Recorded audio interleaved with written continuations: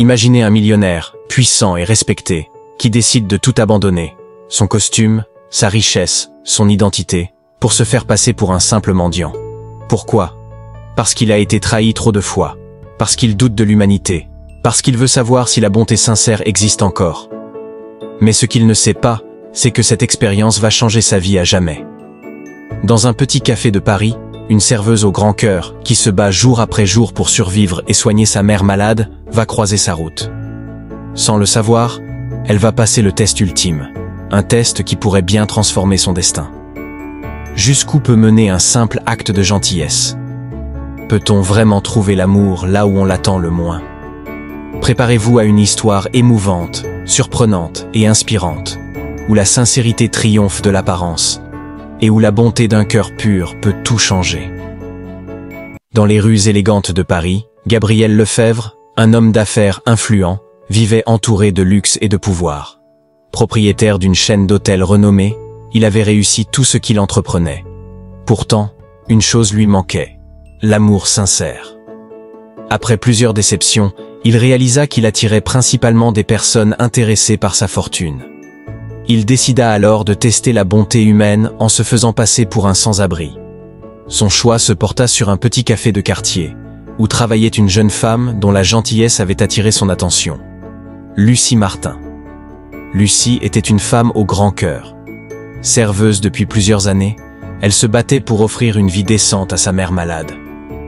Malgré ses propres difficultés, elle restait généreuse et bienveillante. C'est ainsi que Gabriel, sous les traits d'un mendiant, fit son entrée dans sa vie. Vêtu de haillons et d'une fausse barbe, il entra un matin dans le café, sous les regards méprisants des clients. « Excusez-moi, mademoiselle, j'ai faim, mais je n'ai pas d'argent. Pourriez-vous m'aider » Lucie ne réfléchit pas. Elle lui servit une assiette de soupe chaude et du pain, qu'elle paya de sa poche. « Pourquoi faites-vous ça » demanda Gabriel, touché par son geste. « Parce que tout le monde mérite un peu de gentillesse. » Ce fut le début de leur étrange relation. Gabriel continua à revenir, chaque jour, jouant le rôle du sans-abri affamé. Lucie lui offrait toujours quelque chose, malgré ses propres difficultés. Mais un soir, alors qu'il s'apprêtait à partir, il remarqua qu'elle avait oublié son sac à main sur une table. L'intérieur débordait de factures médicales impayées.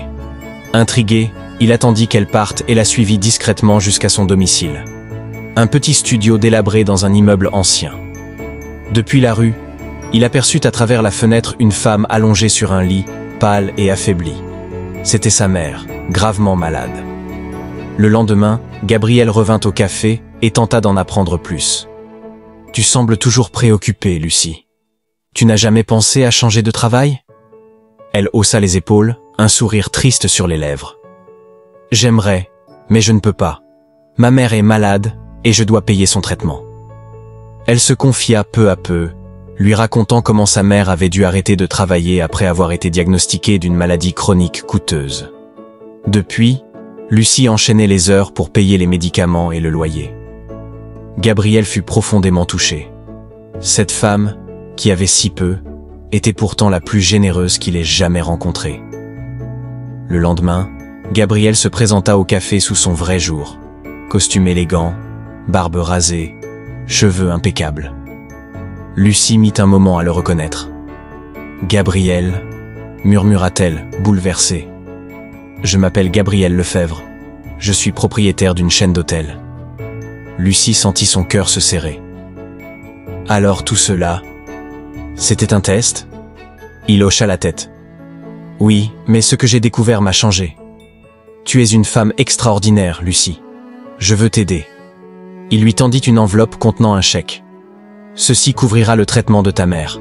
Et j'aimerais aussi t'offrir un poste dans l'un de mes hôtels. » Lucie hésita, émue mais fière.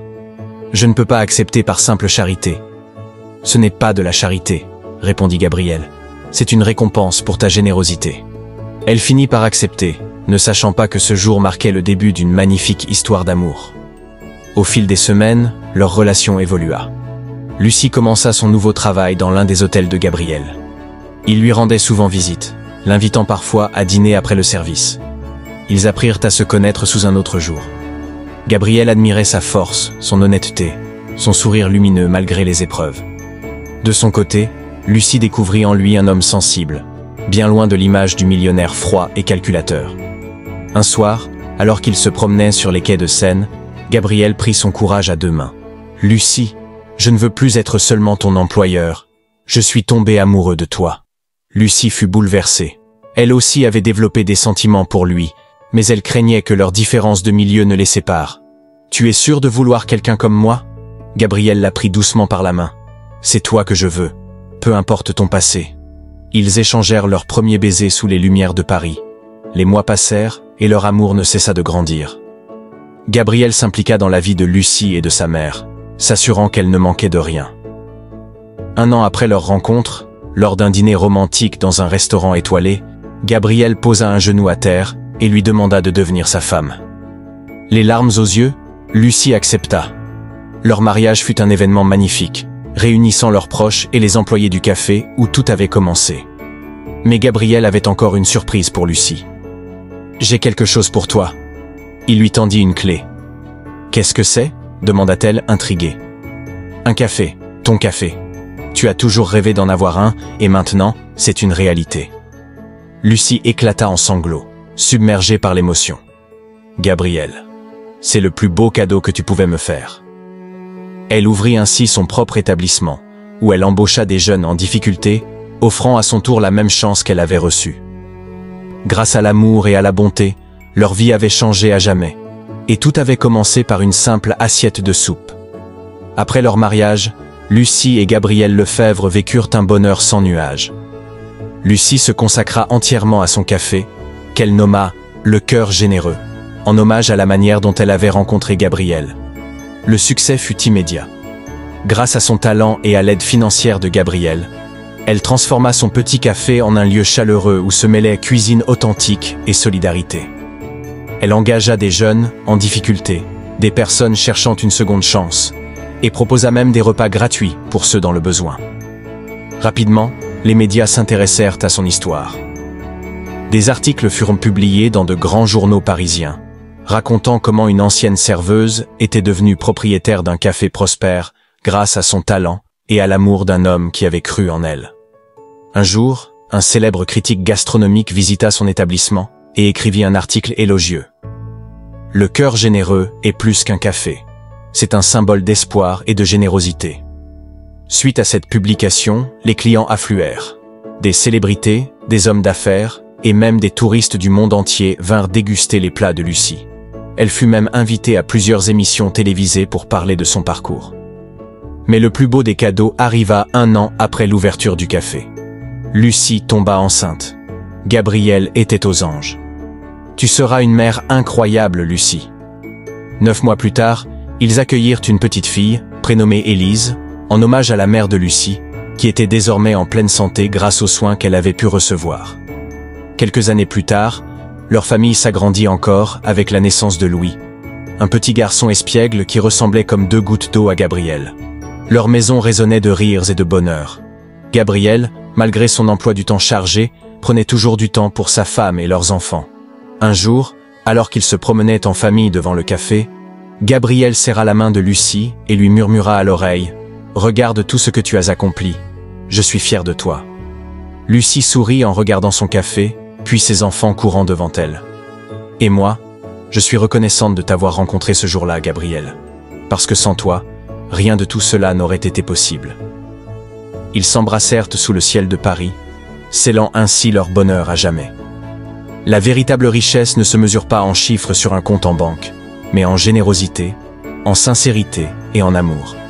Lucie, qui n'avait presque rien, a offert le plus beau des cadeaux, sa gentillesse et son humanité, sans rien attendre en retour. Et c'est cet acte, anodin pour elle, qui a changé son destin.